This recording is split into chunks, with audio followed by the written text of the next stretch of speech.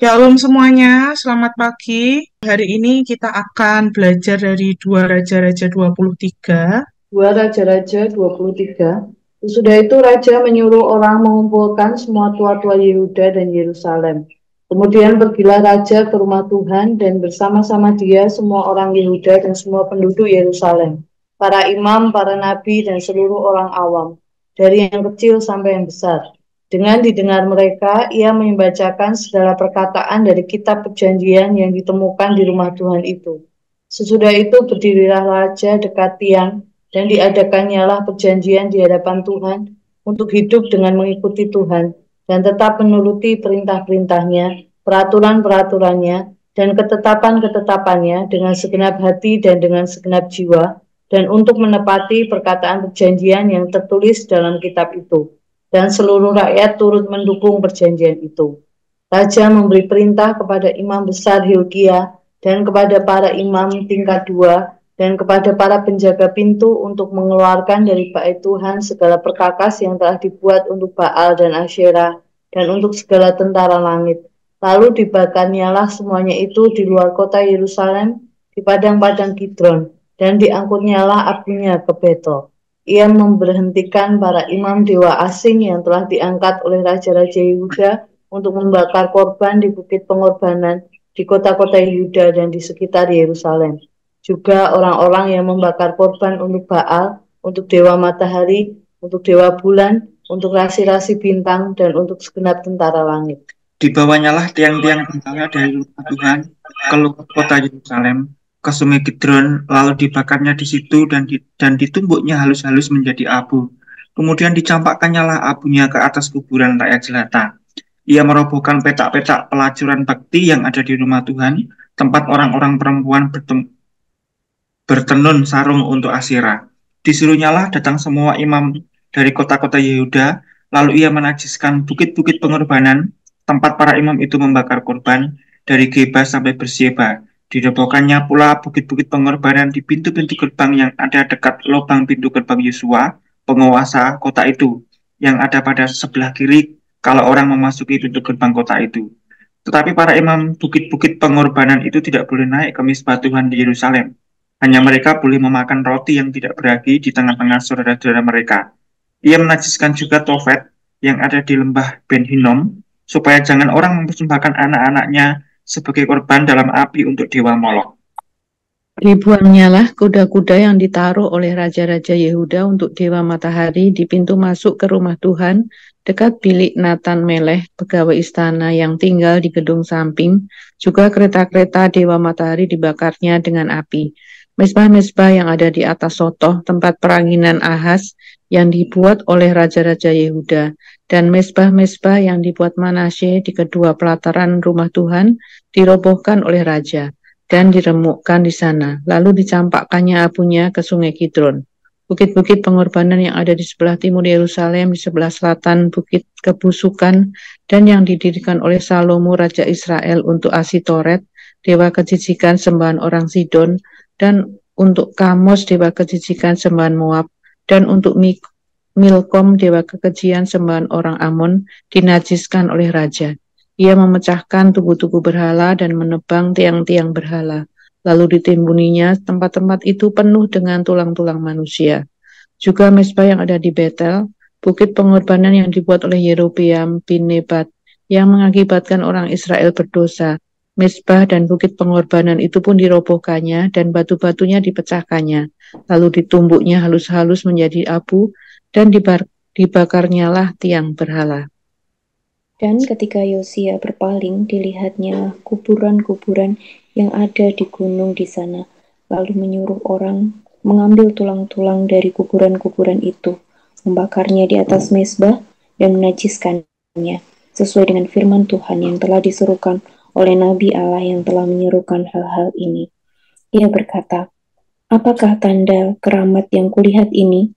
Lalu orang-orang di kota itu menjawab dia, "Itulah kuburan abdi Allah yang sudah datang dari Yehuda dan yang telah menyerukan segala hal yang telah kau lakukan terhadap Mezbah Betel ini." Lalu katanya, biarkanlah itu, janganlah ada orang yang menjamah tulang-tulangnya. Jadi mereka tidak mengganggu tulang-tulangnya dan tulang-tulang nabi yang telah datang dari Samaria itu. Juga segala kuil di bukit-bukit pengorbanan yang di kota-kota Samaria yang dibuat oleh raja-raja Israel untuk menimbulkan sakit hati Tuhan dijauhkan oleh Yosia, dan dalam hal ini ia bertindak tepat seperti tindakannya di Betel. Ia menyembelih di atas mezbah-mezbah itu semua imam bukit-bukit pengorbanan yang ada di sana, dan dibakarnya tulang-tulang manusia di atasnya. Lalu pulanglah ia ke Yerusalem. Kemudian raja memberi pada seluruh bangsa itu, rayakanlah Paskah bagi Tuhan Allahmu, seperti yang tertulis dalam kitab perjanjian ini. Sebab tidak pernah lagi dirayakan Paskah seperti itu sejak zaman para hakim yang memerintah atas Israel dan sepanjang zaman raja-raja Israel dan raja-raja Yehuda. Tetapi barulah dalam tahun ke-18 zaman Raja Yosia, Paskah ini dirayakan bagi Tuhan di Yerusalem. Para pemanggil arwah dan para pemanggil roh peramal, juga terafim, berhala-berhala dan segala dewa kejijikan yang terlihat di tanah Yehuda dan di Yerusalem dihapuskan oleh Yosia dengan maksud menepati perkataan Taurat yang tertulis dalam kitab yang telah didapati oleh Imam Hilkia di rumah Tuhan. Sebab sebelum dia tidak ada raja seperti dia yang berbalik kepada Tuhan dengan segenap hatinya, dengan segenap jiwanya, dan dengan segenap kekuatannya, sesuai dengan segala Taurat Musa, dan sesudah dia tidak ada bangkit lagi yang seperti dia. Tetapi Tuhan tidak beralih dari murkanya yang sangat bernyala-nyala itu yang telah bangkit terhadap Yehuda oleh karena segala sakit hatinya yang ditimbulkan Manasye. Lalu berfirmanlah Tuhan, juga orang Yehuda akan kujauhkan dari hadapanku seperti aku menjauhkan orang Israel, dan aku akan membuang kota yang kupilih ini, yakni Yerusalem dan rumah ini, walaupun aku telah berfirman tentangnya. Namaku akan kutinggal di sana. Selebihnya dari riwayat Yosia dan segala yang dilakukannya, bukankah semuanya ini tertulis dalam kitab sejarah raja-raja Yehuda? Dan dalam zamannya itu majulah Firaun Neko, raja Mesir, melawan raja Asyur di tepi sungai Efrat. Raja Yosia pergi menghadapi dia, tetapi Firaun membunuhnya di Megido segera sesudah ia melihatnya. Pegawai-pegawainya mengangkut mayatnya dengan kereta dari Megido dan membawanya ke Yerusalem. Kemudian mereka menguburkannya dalam kuburnya sendiri. Maka rakyat negeri itu menjemput Yoas, anak Yosia, mengurapi dia dan mengangkat dia menjadi raja menggantikan ayahnya. Yoas berumur 23 tahun pada waktu ia menjadi raja, dan 3 bulan lamanya ia memerintah di Yerusalem. Nama ibunya ialah Hamutal binti Yeremia dari Libna. Ia melakukan apa yang jahat di mata Tuhan, tepat seperti yang dilakukan oleh nenek moyangnya. Firaun Neko mengurung dia di Ripla di tanah Hamat, supaya jangan ia memerintah di Yerusalem. Lagi Firaun membebankan kepada negeri itu denda sebesar 100 talenta perak dan 10 talenta emas. Firaun Neko mengangkat Elyakim anak Yosia menjadi raja menggantikan Yosia ayahnya dan menukar namanya dengan Yoyakim, tetapi Yoahas dibawanya. Yoahas tiba di Mesir dan mati di sana. Yoyakim memberi emas dan perak itu kepada Firaun, tetapi ia menarik pajak dari negeri supaya dapat memberi uang itu sesuai dengan titah Firaun. Ia menagih emas dan perak itu dari rakyat negeri, dan setiap orang menurut jumlah ketetapan pajaknya, untuk memberikannya kepada Firaun Neko. Yoyakim berumur 25 tahun pada waktu ia menjadi raja, dan 11 tahun lamanya ia merintah di Yerusalem. Nama ibunya ialah Zebuda binti Pedaya dari rumah. Ia melakukan apa yang jahat di mata Tuhan, tepat seperti yang dilakukan oleh nenek moyangnya. Ya, terima kasih untuk pembacaan hari ini. Ketika saya membaca 2 Raja ayat pasal yang ke-23, ini sebenarnya sedang mengisahkan sebuah pembaharuan keagamaan atau reformasi dalam hal keagamaan yang dilakukan oleh Raja Yosia. Seperti kita baca sebelumnya, Raja Yosia ini dikenal sebagai seorang raja yang melakukan apa yang benar di mata Tuhan. Hidup sama seperti Daud, tidak menyimpang ke kanan atau ke kiri. Bahkan dikatakan dia adalah Raja Yehuda yang terkenal dengan kesalehan dan kesetiaannya kepada Tuhan. Nah, di sini dijelaskan gitu pembaharuan apa saja yang dilakukan oleh Raja Yosia. Ya, jadi beberapa hal yang perlu kita cermati dalam pasal ini adalah yang pertama, pembaharuan yang dilakukan meliputi firman Tuhan dibacakan. Kita bisa lihat di ayat yang pertama sampai yang ketiga. Di sini dituliskan bahwa Raja Yosia mengadakan perjanjian di hadapan Tuhan untuk hidup mengikuti Tuhan dengan segenap hati. Dan hal ini diikuti oleh seluruh rakyatnya. Nah, persiapannya apa saja? Persiapan apa saja yang dilakukan oleh Raja Yosia? Raja Yosia dikatakan dia memanggil, mengumpulkan semua tua-tua di Yehuda dan Yerusalem. Lalu dia pergi ke rumah Tuhan bersama semua orang itu, ya semua orang Yehuda, semua penduduk Yerusalem, para imam, para nabi, seluruh orang awam, bahkan dituliskan di sini dari yang kecil sampai yang besar. Lalu Raja Yosia membacakan segala perkataan dari kitab perjanjian. Dia berdiri di dekat tiang di hadapan mereka. Raja Yosia membacakan seluruh isi kitab perjanjian yang ditemukan di rumah Tuhan. Apa isi dari kitab perjanjian itu?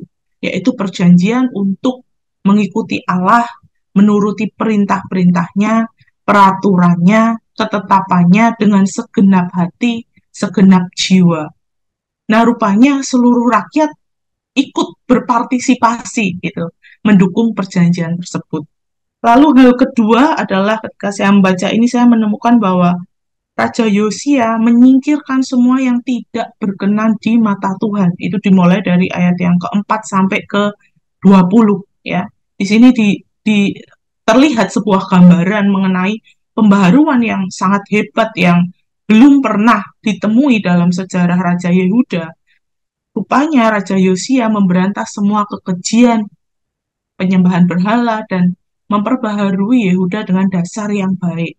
Ya, kalau kita baca satu-satu di ayat yang keempat sampai kelima, nih Raja Yosia memberikan perintah kepada imam besar Hilkia, imam tingkat 2, penjaga pintu untuk mengeluarkan segala perkakas yang dibuat untuk Baal Asyera dan juga tentara langit. Dan tidak hanya itu, dia juga membakar semuanya di luar kota Yerusalem, Padang Kidron. Lalu di ayat selanjutnya kita bisa melihat Raja Yosia rupanya berhentikan para imam dewa asing yang mereka itu bekerja membakar korban di bukit pengorbanan di kota Yehuda dan juga sekitar Yerusalem. Kita bisa melihat di sini bahwa rupanya Raja Yosia itu sungguh-sungguh mengadakan pemutusan total dari segala bentuk penyembahan berhala yang ada di Yehuda. Nah, kalau kita membaca di ayat selanjutnya, apalagi sih yang dilakukan oleh Raja Yosia, yaitu dia meminta penghancuran rumah Asyera dan juga praktek pelacuran suci. Jadi Raja Yosia membawa tiang berhala dari rumah Tuhan keluar kota Yerusalem ke sungai Kidron, dia membakar, dia menumbuk sampai halus dan abunya disebarkan di kuburan rakyat jelata. Raja Yosia juga merobohkan petak pelacuran bakti yang ada di rumah Tuhan. Itu adalah tempat orang perempuan itu bertenun sarung untuk Asyera. Nah, rupanya Yosia terlihat serius ya menghapus bentuk penyembahan berhala, bahkan hal-hal yang melibatkan praktek seksual yang tidak berkenan. Ayat selanjutnya 8-9, ya Raja Yosia menghapus bukit-bukit pengorbanan, ya membawa semua imam dari kota Yehuda dan menajiskan bukit-bukit pengorbanan dari Geba hingga Beersheba, ya tempat di mana selama ini para imam mempersembahkan korban. Ya, dia menghancurkan tempat-tempat pengorbanan di pintu gerbang yang berada di pintu masuk gerbang itu. Nah, kita bisa melihat di sini kesungguhan hati Yosia untuk melakukan sebuah reformasi dalam hal keagamaan ya. Kalau kita baca selanjutnya ayat 10-14, Yosia melakukan pembasmian penyembahan berhala di Tofet, Betel, dan tempat lainnya. Jadi dia menajiskan Tofet di lembah Ben Hinom, ya, sehingga tidak ada seorang pun yang bisa mengorbankan anak-anaknya melalui api kepada Molok. Lalu dia juga membuang kuda-kuda yang ditaruh Raja Yehuda untuk Dewa Matahari di pintu masuk rumah Tuhan. Dia juga menghancurkan mezbah-mezbah yang ada di Sotoh yang didirikan raja-raja Yehuda di atap kamar atas Ahaz yang dibuat oleh Manasye di dua pelataran rumah Tuhan. Dan Raja Yosia juga menghancurkan, merembukan mezbah-mezbah tersebut serta melemparkan debunya ke sungai Kidron. Di ayat yang ke-13 kita melihat Raja Yosia menajiskan bukit-bukit pengorbanan yang berada di sebelah timur Yerusalem, di sebuah selatan bukit kebusukan yang didirikan oleh Salomo. Dia juga memecahkan tugu berhala dan menebang tiang berhala dan menimbun tersebut dengan tulang-tulang manusia. Di ayat 15-20, ya Raja Yosia merobohkan Mizpah dan bukit-bukit pengorbanan yang ada di Betel dan Samaria. Nah, ketika saya membaca ini ada satu yang mengusik hati saya di ayat yang ke-21. Ya, di situ dikatakan ada perayaan Paskah. Rupanya ya dia melakukan benar-benar reformasi dalam hal keagamaan. Salah satunya adalah perayaan Paskah. Jadi di ayat ke-21 sampai 23 itu Raja Yosia memerintahkan untuk diadakannya perayaan Paskah sesuai yang tertulis dalam kitab perjanjian. Dan di sini dikatakan bahwa hal ini tuh tidak pernah dilakukan oleh raja-raja sebelumnya. Ya, jadi kalau kita melihat di ayat yang berikutnya dituliskan di pasal ini bahwa perayaan Paskah sudah tidak dirayakan sejak zaman para hakim-hakim dan raja-raja Israel dan Yehuda. Nah, perayaan Paskah ini baru dilaksanakan dalam tahun ke-18 zaman Raja Yosia. Paskah ini dirayakan bagi Tuhan di Yerusalem. Nah, tidak berhenti dari situ, di ayat yang ke-24, 25 ya ada penghapusan praktek-praktek okultisme. Jadi selain menghancurkan penyembahan berhala, ya Yosia juga menghapus semua praktik okultisme dan sihir di seluruh Yehuda, Yerusalem, ya termasuk para pemanggil arwahnya, juru tenungnya, terafim, berhala, dan segala kekejian yang terlihat di tanah Yehuda dan Yerusalem. Nah, Yosia ini menunjukkan komitmen yang luar biasa dalam hal mengembalikan penyembahan kepada Tuhan sesuai dengan hukum Musa. Nah, kalau kita membaca keseluruhan dari pasal ini, poinnya adalah di ayat yang ke-25. Ya, dituliskan bahwa sebelum dia tidak ada raja seperti dia yang berbalik kepada Tuhan dengan segenap hatinya, dengan segenap jiwanya, dengan segenap kekuatannya, sesuai dengan segala Taurat Musa. Dan sesudah dia tidak ada bangkit lagi yang seperti dia. Ya, hanya Raja Yosia yang dikatakan dia berbalik kepada Tuhan dengan segenap hati, dengan segenap jiwa, dengan kekuatannya. Tapi ketika kita membaca ayat yang ke-26, sangat menyayangkan bahwa murka Allah, murka Tuhan atas Yehuda, dan bagaimana akhir pemerintahan Yosia. Dikatakan di sini, tetapi Tuhan tidak beralih dari murkanya. Sekalipun Raja Yosia telah melakukan segala pembaharuan keagamaan atas Yehuda, menghapus segala bentuk penyembahan berhala, menerapkan pembaharuan untuk menyembah Allah, ya, melakukan hal-hal yang baik di hadapan Tuhan, tetapi Tuhan tetap memutuskan untuk menghukum Yehuda karena dosa-dosa yang telah dilakukan oleh raja-raja sebelumnya. Dikatakan terutama Manasye. Ayat 26 juga dikatakan lagi, Tuhan tidak beralih dari murkanya yang sangat bernyala-nyala. Ya, orang Yehuda dijauhkan dari hadapan Allah seperti Israel. Bahkan Allah membuang kota yang dipilihnya, yaitu Yerusalem. Dan akhir pemerintahan Yosia tewas dalam pertempuran di Megiddo. Dia melawan Firaun Neko dari Mesir. Dan dia dimakamkan di Yerusalem. Lalu rakyatnya mengangkat Yoahaz, ya, putra dari Yosia, sebagai raja penggantinya. Kita bisa lihat di ayat yang ke-31 sampai ke-35.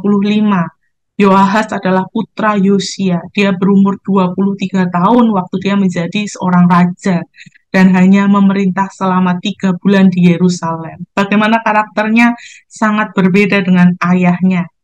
Ya, Yoahaz melakukan apa yang jahat di mata Tuhan, seperti yang dilakukan oleh nenek moyangnya. Dan di akhir pemerintahannya, Firaun Neko ini mengurung Yoahaz di Ripla, tanah Hamat, ya supaya ia tidak memerintah di Yerusalem dan juga membebankan denda sebesar 100 talenta perak dan 10 talenta emas. Lalu ya Firaun Neko ini dia mengangkat Eliakim anak Yosia menjadi raja dan mengganti namanya menjadi Yoyakim. Dan Yoahaz dia mati di Mesir, dan rupanya Yoyakim ini dia memberi emas dan perak kepada Firaun, tetapi dia tetap menarik pajak di negerinya ya, sesuai dengan perintah Firaun Neko dan memberikannya kepada Firaun. Bagaimana pemerintahan Yoyakim? Ya, Yoyakim saat itu dia berumur 25 tahun ketika ia menjadi raja. Dia memerintah selama 11 tahun lamanya, memerintah di Yerusalem, sama seperti pendahulunya ya. Yoyakim melakukan apa yang jahat di mata Tuhan seperti nenek moyangnya. Jadi Yoahaz dan Yoyakim adalah dua raja yang sebenarnya menghadapi tantangan yang besar selama pemerintahan mereka, anak-anak dari Yosia, meskipun kalau kita melihat ya durasi pemerintahannya itu mereka berbeda, tapi keduanya sama, punya karakter yang sangat berbeda dengan Yosia. Keduanya melakukan apa yang jahat di mata Tuhan. Ya, dia memberikan sebuah kontribusi yang besar juga pada kejatuhan Yehuda ke tangan Babel nantinya. Nah, bagaimana kesimpulan ketika kita membahas dua raja 23, ya kita bisa melihat bagaimana usaha yang besar dari Raja Yosia untuk memulihkan penyembahan yang benar kepada Tuhan. Dia berdedikasi yang sangat besar dalam membawa bangsanya kembali kepada Tuhan. Dan kita bisa melihat bagaimana tindakan yang dia lakukan untuk membersihkan Yehuda dan Yerusalem dari penyembahan berhala. Ya, kita bisa melihat tujuannya mengembalikan umat Israel kepada penyembahan yang benar, penyembahan yang murni kepada Tuhan, menghapuskan segala bentuk penyembahan berhala, okultisme di Yehuda. Sekalipun ya sangat signifikan perubahannya gitu ya, tapi dosa masa lalu bangsa Yehuda tetap membawa hukuman atas Yehuda. Lalu saya menyoroti karena Ruben sempat baca ini dan bertanya, kenapa sih mah kok karakter beda gitu ya, bapak dan anak-anaknya rupanya berbeda. Mungkin ya, sangat mungkin dia tidak bisa bergenerasi kepada generasi berikutnya ya. Kalau kita melihat bahwa dia orang yang sungguh-sungguh, tapi rupanya dia gagal untuk meregenerasi hal-hal tersebut kepada anaknya. Bagi saya sangat penting untuk kita sebagai orang tua tuh terus bersiap di masa yang seperti apapun juga, masa yang sangat mengerikan ya saat ini. Kita nggak bisa handle anak-anak kita, tapi regenerasi itu kepada anak-anak itu harus terus berjalan dan kita jangan sampai lengah gitu ya. Jadi sangat penting bagi setiap kita untuk terus menjaga generasi selanjutnya untuk tetap taat kepada Tuhan dan tidak berkompromi dengan dosa. Nah, amanat teksnya adalah ketaatan kepada Tuhan itu sifatnya mutlak dan jangan berkompromi dengan dosa. Aplikasinya adalah apakah saya tegas untuk taat kepada firman Tuhan dan tidak berkompromi dengan yang jahat di mata Tuhan, dan apakah pengaruh saya bagi orang lain dalam mengikuti Tuhan sepenuh hatinya. Ya, sekian firman Tuhan hari ini. Saya kembalikan kepada yang bertugas. Ya, puji Tuhan, biarlah firman Tuhan pagi hari ini terus mengingatkan kita untuk berkomitmen untuk mengutamakan Tuhan, taat kepada firman Tuhan, dan kita terus punya hati untuk terus meregenerasi anak-anak kita untuk menjadi orang-orang yang takut Tuhan, yang taat kepada firman Tuhan. Yang terutama di dalam hidup ini, yang terutama di dalam hidup ini, meninggikan nama Yesus. Yang terutama di dalam hidup ini, muliakan nama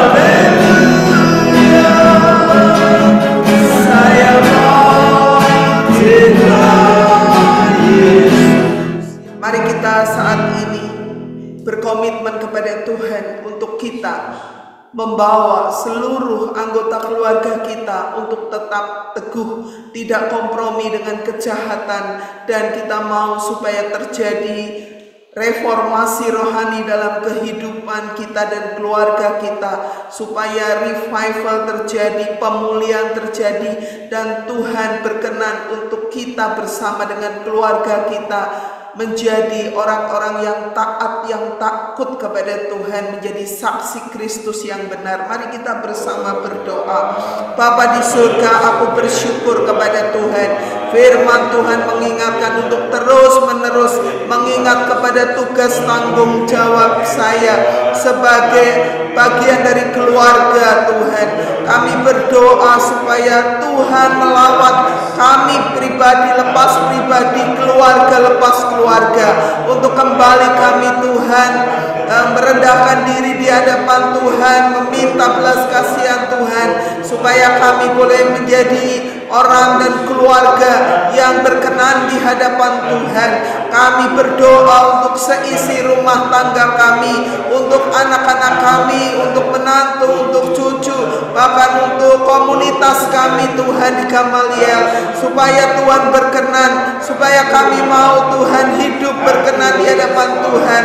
Terjadi transformasi rohani dalam kehidupan kami pribadi lepas pribadi maupun keluarga lepas keluarga, supaya terjadi pemulihan atas kehidupan kami dalam seluruh aspek hidup kami. Tuhan, kalau ada dosa yang tidak berkenan, Tuhan ampuni, Tuhan sucikan, supaya kami menjadi pribadi-pribadi yang tulus, pribadi-pribadi yang benar, menjadi saksi Kristus yang benar di tengah-tengah keluarga, di tengah masyarakat, komunitas kami, supaya nama Tuhan ditinggikan dan dimuliakan selalu.